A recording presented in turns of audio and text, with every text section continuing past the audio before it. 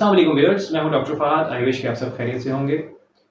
Viewers, आज हम बात करेंगे कोलेस्ट्रॉल से मुतल्लिक। यकीनन ये एक एमर्जिंग डिजीज़ है। पूरी दुनिया की तरह पाकिस्तान में भी बेशुमार अफराद इस बीमारी में दिन ब दिन मुब्तला होते चले जा रहे हैं।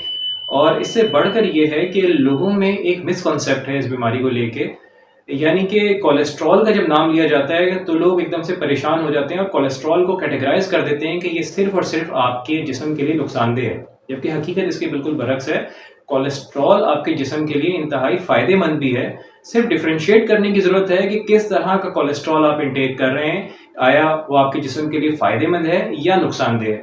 तो इस वीडियो में हम इसको कवर करने की कोशिश करेंगे कि किस तरह का कोलेस्ट्रॉल इंटेक आप ले सकते हैं जो कि आपके जिस्म के लिए फ़ायदेमंद होगा, और किन चीज़ों से आप बच सकते हैं जो कि आपके जिस्म में जाकर बुरे यानी बैड कोलेस्ट्रॉल का बाइस बन रहा है और आपके जिस्म को बीमारियों की तरफ लेकर जा रहा है। तो सबसे पहले तो मैं यहाँ पर आपको बताता चलूँ कि कोलेस्ट्रॉल होता क्या है। हमारा जिस्म में लिवर यानी कि जिगर जो है कुदरती तौर पर कोलेस्ट्रॉल को प्रोड्यूस करता है, जो कि पूरे जिस्म में through out the body travel करता है with the help of proteins. यहाँ पर मैं आपको बता देता हूँ कि दो तरह के लिपोप्रोटीन्स होते हैं जो कि हमारे जिस्म में मौजूद होते हैं, जिसमें एक HDL जिसको हाई डेंसिटी लिपोप्रोटीन, इसके अलावा दूसरा LDL यानी कि लो डेंसिटी लिपोप्रोटीन होते हैं। ये जो लो डेंसिटी लिपोप्रोटीन होते हैं ये बेसिकली बैड कोलेस्ट्रॉल कहलाते हैं, जबकि HDL यानी कि हाई डेंसिटी लिपोप्रोटीन्स जो हैं वो गुड कोलेस्ट्रॉल कहलाते हैं, जो कि आपके जिस्म के लिए फायदेमंद होते हैं। आज हम इन दोनों एस्पेक्ट्स के ऊपर बात करेंगे ताकि कॉन्सेप्ट आपका क्लियर हो सके। तो व्यूअर्स, सबसे पहले तो मैं आपको HDL यानी कि हाई डेंसिटी लिपोप्रोटीन जिसको गुड कोलेस्ट्रॉल कहते हैं, इसके फवायद के हवाले से अगर मैं बात करूं तो आपका जिस्म जो कि ट्रिलियंस ऑफ सेल्स से मिलकर बना है, और ये सेल्स आपके जिस्म का बेसिक स्ट्रक्चर यूनिट होते हैं। इन सेल्स की जो मेम्ब्रेन है, सेल मेम्ब्रेन, वो इसी HDL यानी कि गुड कोलेस्ट्रॉल की मदद से बनी होती है। इसके अलावा आपके जिस्म में विटामिन डी जो कि सन रेज में जाने से एक्टिव होता है, वो भी इसी कोलेस्ट्रॉल की मौजूदगी में ही एक्टिव होता है। इसके अलावा आपके जिस्म में दो खास हार्मोन जो कि एस्ट्रोजन और इसके अलावा टेस्टोस्टेरोन, ये हार्मोन्स भी इसी कोलेस्ट्रॉल की मदद से ही बनते हैं आपके जिस्म में। और इसके साथ साथ बाइल जो कि आपके जिस्म में खुराक को डाइजेस्ट करने के लिए मददगार होता है, वो भी इसी HDL की मदद से ही तैयार होता है।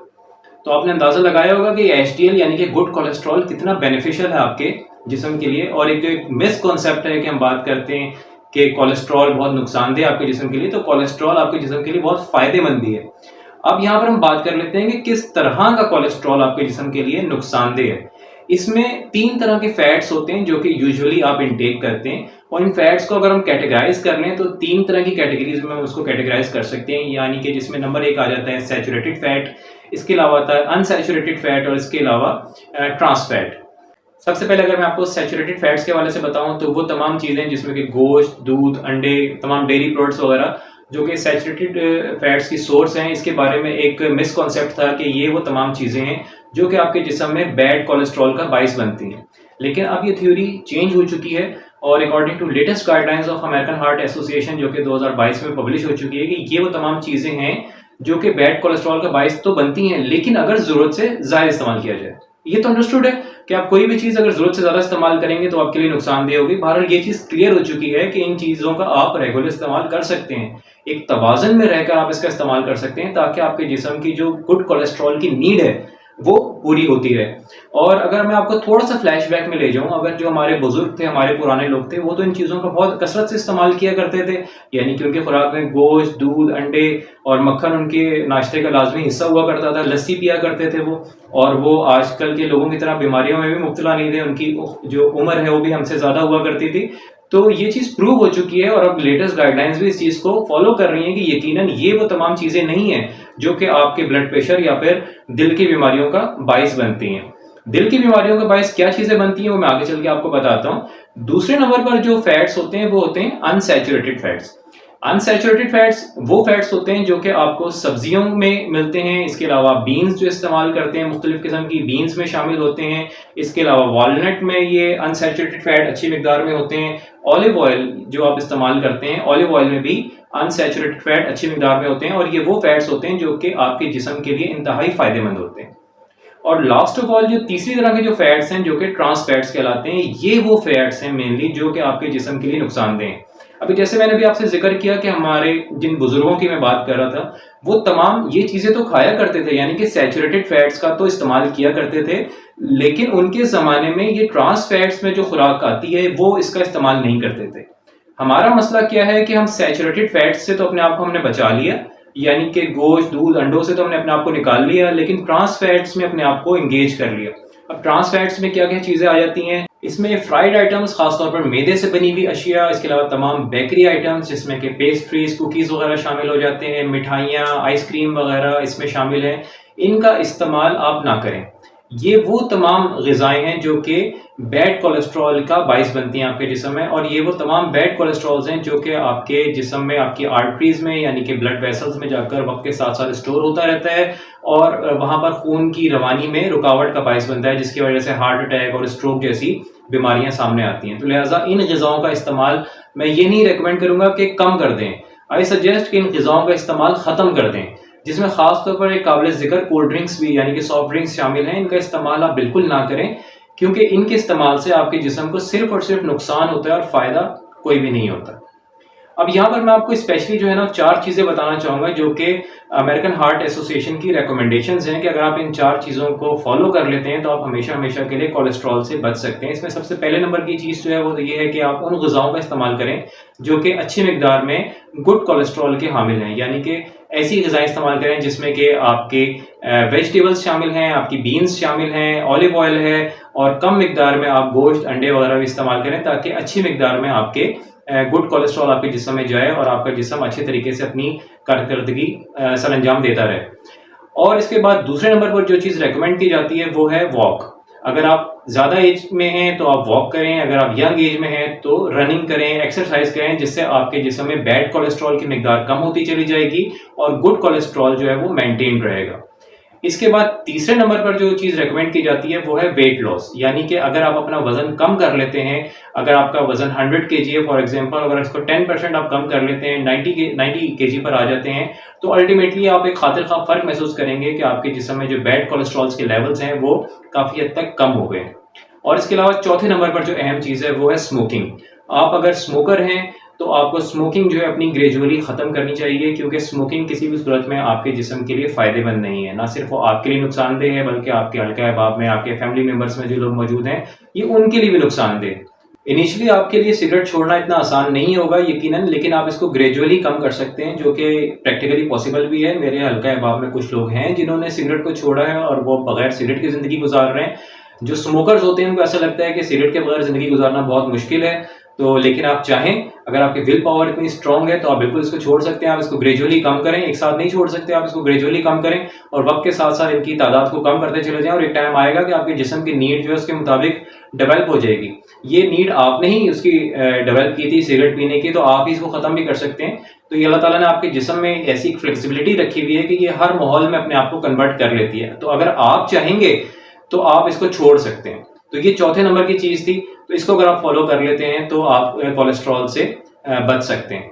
इसके साथ साथ मैं आपको कुछ टिप्स भी देना चाहूँगा कि कुछ ऐसे लोग होते हैं जो कि कोलेस्ट्रॉल की दवाइयाँ खाना पसंद नहीं करते। हालांकि ये प्रूवन है कि कोलेस्ट्रॉल लोअरिंग एजेंट्स जो हैं, कुछ दवाइयाँ जो हैं वो सेफ़ हैं, उनका कोई साइड इफ़ेक्ट नहीं है, लेकिन उसके बावजूद भी कुछ लोग समझते हैं कि कोलेस्ट्रॉल की दवाइयाँ खाना उनके लिए शायद फ़ायदेमंद नहीं है। कुछ लोगों की थ्योरी ये है कि अगर ये जो कोलेस्ट्रॉल कम करने वाली दवाइयाँ हैं, अगर ये बैड कोलेस्ट्रॉल को ख़त्म करती हैं तो उसके साथ साथ ये गुड कोलेस्ट्रॉल को भी ख़त्म करती होंगी। या फिर कुछ लोगों की थ्योरी ये है कि ये कोलेस्ट्रॉल जो है ये बिल्कुल भी नुकसानदेह नहीं होता और दिल की बीमारियों में इसकी कोई इन्वॉल्वमेंट नहीं है। बहरहाल आपका शुमार जिसमें भी होता है, अगर आपका शुमार उन लोगों में है कि आप दवाइयाँ खाना पसंद नहीं करते, तो मैं अगली टिप्स जो हैं कुछ आपको दे देता हूँ। लहसुन का अगर आप इस्तेमाल करते हैं तो ये आपकी सेहत के लिए बहुत ज़्यादा फायदेमंद होगा।